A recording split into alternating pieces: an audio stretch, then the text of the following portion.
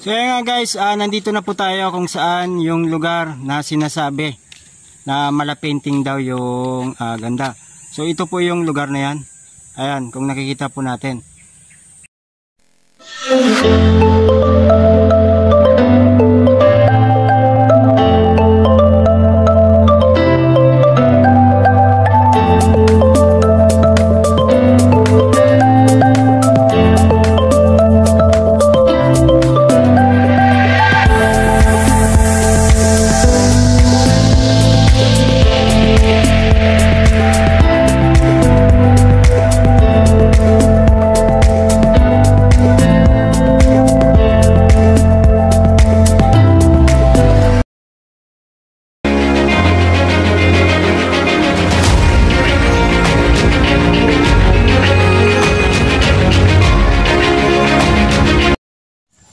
Yes, hello, what's up guys? Kumusta po kayo at welcome po sa channel ko na The Good One PH.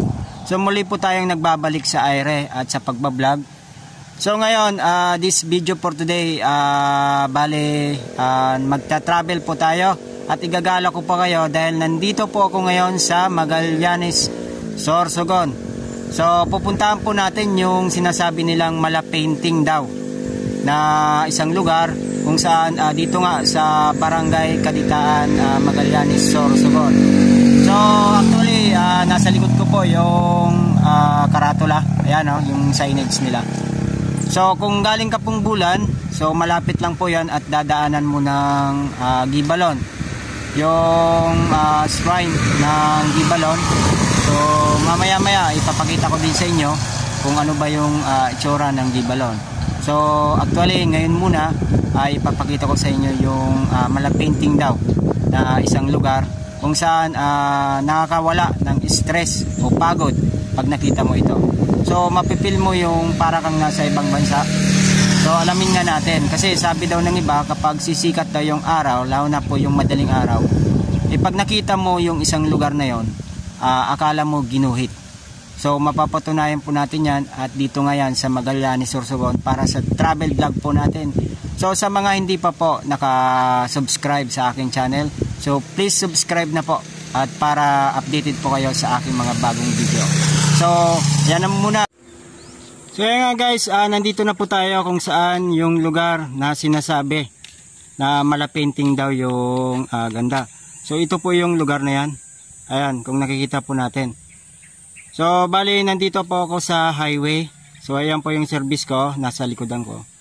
So pasensya na po mga The Good One kasi nga hindi tayo nag-cover o nag-shot ng video, lalo na po dun sa travel ko po habang nagmamaneho kasi nga mag-isa lang po ako dito. Bali galing po ako ng sentro ng Magallanes, so pauwi na po ako ng Bulan, so dinaanan ko lang po itong sinasabi nilang malapainting. So kung titingnan po natin, lalo na po ganitong tanghali, so napakaganda, so nakakawala ng stress. So ngayon bali lilibot ko po kayo at papakita ko po sa inyo at lalapitan po natin ng mas maigi yung lugar. So tara, samahan niyo ako. So ayan guys, bali kung makikita po natin ayan po.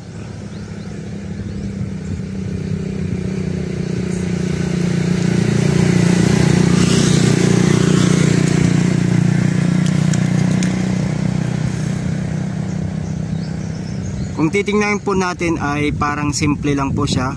Pero pag dumaan ka dito na madaling araw, lalo na po yung sisikat pa lang yung araw, akala mo dito mapapailing ka kasi nga parang pinenta yung lugar na ito. Lalo na pag mahamog-hamog. So ayan po. Kukuha po tayo ng shot doon po sa baba. So hanggang baba lang tayo mga The Good One. Ayan.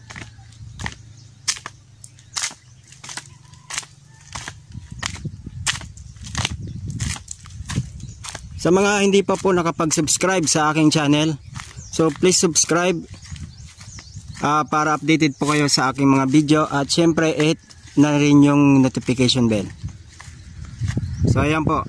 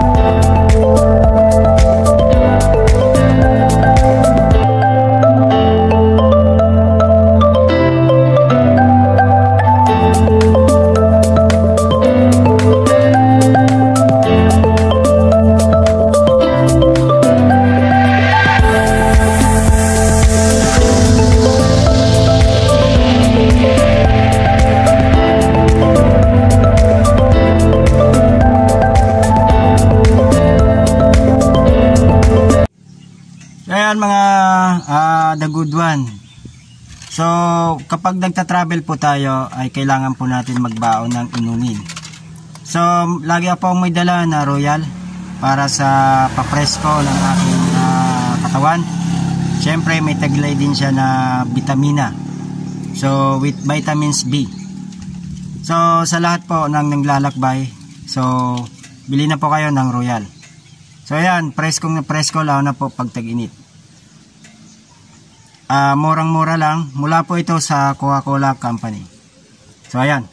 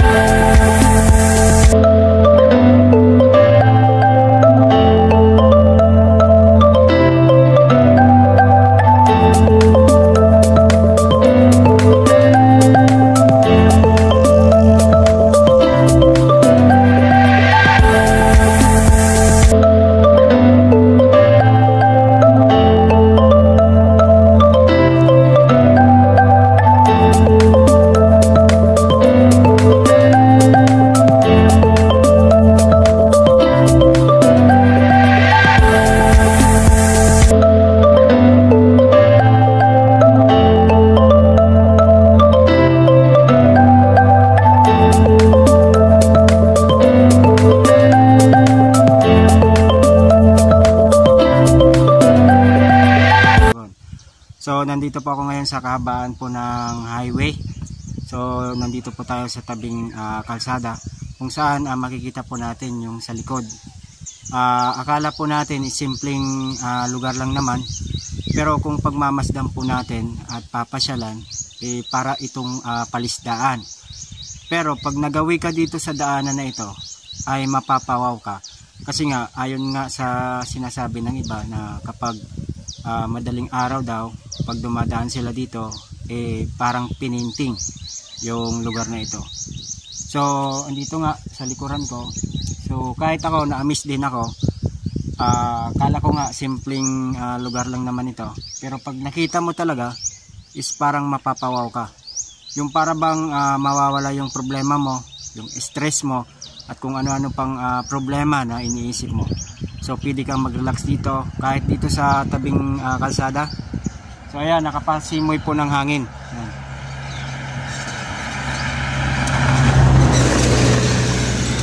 Ayan, kung titingnan po natin, yung napaka ganda lang po dito, kasi may mga tumubo na mga halaman, may iba't ibang kulay yung dahon. So makikita po natin dun sa malayo na medyo kulay yellow, pero yung iba naman ay nagkukulay orange, at yung iba naman dilaw. So pag hinalo-halo mo yan, siguro ko pag nasisikatan ng araw, lalo na pag madaling araw, ito yung nagke-create na parang mala painting.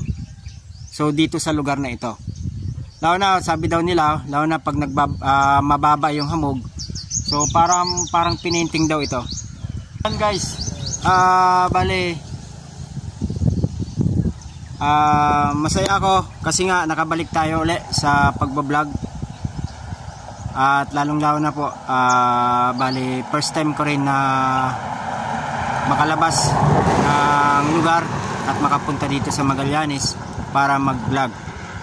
So sa susunod po mga The Good One, marami po tayong lalakbayin, at lalong lalo na po pag-aaralan yung mga lugar na yon, about sa kanilang mga history, yung tourist spot, lalo na po sa mga mahilig po mag-ala at mag-travel. So hanggang sa susunod po natin mga The Good One. So abangan nyo po ako at subaybayan yung aking mga video para i-travel ko po kayo saan man sulok ng Sorsogon, saan man sulok po ng Bulan, at lalo na po yung karatig po na lugar. Dito lang po yan sa The Good One PH. Hanggang sa muli.